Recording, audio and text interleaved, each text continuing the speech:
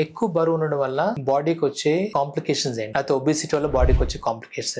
నేను మీ doctor Raja Prasad, laparoscopic and robotic surgeon. లావ్ ఎక్కువ ఉన్న వాళ్ళకి ఆ బరువు ఎక్కువ ఉండడం వల్ల కొన్ని మెటబాలిక్ ప్రాబ్లమ్స్ వచ్చే ఛాన్సెస్ ఉంటాయి. ఏదంటే ఫస్ట్ అనేది డయాబెటీస్. డయాబెటీస్ ఎందుకంటే ఎప్పుడైతే మనకి బాడీలో ఫ్యాట్ అనేది పెరుగుతుందో సంథింగ్ కాల్డ్ ఇన్సులిన్ రెసిస్టెన్స్ అనేది పెరుగుతుంది. దానివల్ల మనకి బాడీలో నార్మల్ గా ప్రొడ్యూస్ అయ్యే ఇన్సులిన్ సరిగా పనిచేయక టైప్ 2 డయాబెటీస్ వచ్చే ఛాన్సెస్, హైపర్ టెన్షన్, లేదంటే కార్డియాక్ ఇష్యూస్, కార్డియోవాస్కులర్ అంటాం. ఎందుకంటే సాధారణంగా మనకి బరువు ఎక్కువ ఉన్నప్పుడు ఈ బీపీ, గుండె ప్రాబ్లమ్స్ అది ఛాన్సెస్ ఎక్కువ ఉంటుంది. ఎందుకంటే కొలెస్ట్రాల్ అది ఎక్కువ ఉంటుంది. సో హార్ట్ లో బ్లాకేజెస్ అవి వచ్చే ఛాన్సెస్ ఎక్కువ. మూడోది, ఎలాగైతే మనకి బాడీలో ఫ్యాట్ ఎక్కువ ఉంటుందో అలాగే లివర్ లో కూడా ఫ్యాట్ అనేది ఎక్కువ వెళ్ళి ఫ్యాటీ లివర్ అనేది కూడా ఎక్కువ ఉంటుంది. సో ఫ్యాటీ లివర్ ఉండడం వల్ల ఏమంటే ఆన్ ద లాంగ్ టర్మ్ ఎక్కువ రోజులు అయ్యేసరికి లివర్ కి ప్రాబ్లం వచ్చి లివర్ ఫెయిలియర్ అయ్యే ఛాన్సెస్ ఉంటుంది. ఇది కాకుండా రెస్పిరేటరీ కాంప్లికేషన్స్ ఉండవు. చాలా మంది మనం చూస్తే లావు ఉన్న వాళ్ళు గురకు ఎక్కువ పెడుతుంటారు. ఆ గురకు ఎందుకు పెడతారు అంటే ఆ లావు ఉండడం వల్ల నాలుక అనేది వెనకాల పడి గురకు అనేది ఎక్కువ వస్తుంది. అని మనం స్లీప్ యాప్ని అంటాం. కొంతమంది స్లీప్ యాప్ని అంటే వాళ్ళు పడుకున్నప్పుడు వాళ్ళు మంచిగా పడుకున్నట్టు అనిపిస్తుంది, కానీ ఆ స్లీప్ అనేది ఏదైతే ఉంటుందో క్వాలిటీ స్లీప్ ఉండదు. సో ఉదయం లేచిన తర్వాత కూడా వాళ్ళకి ఇంకా నిద్రగా ఉన్నట్టు, యాక్టివ్ గా లేకపోవడము, అయితే కొన్నిసార్లు మాట్లాడుతున్నప్పుడు పడుకుని పోతుంటారు. దాన్ని స్లీప్ యాప్ని అంటారు. అది కాకుండా మస్కులో స్కెలిటల్ ప్రాబ్లమ్స్ ఉంటాయి. అంటే ఆ బరువు ఎక్కువ ఉండడం వల్ల ఆ బాడీ వెయిట్ అంతా కూడా మోకాల మీద అది పడడం వల్ల చాలా మంది మోకాల నొప్పులు అవి వస్తాయి. దానివల్ల వాళ్ళకి నడవడానికి కూడా ఇబ్బంది అవుతుంది. సో ఇవన్నీ కూడా ఏమంటే ఒబిసిటీ అనేది ఓన్లీ జస్ట్ బరువు పెరగడమే కాదు, ఆ బరువు పెరగడం వల్ల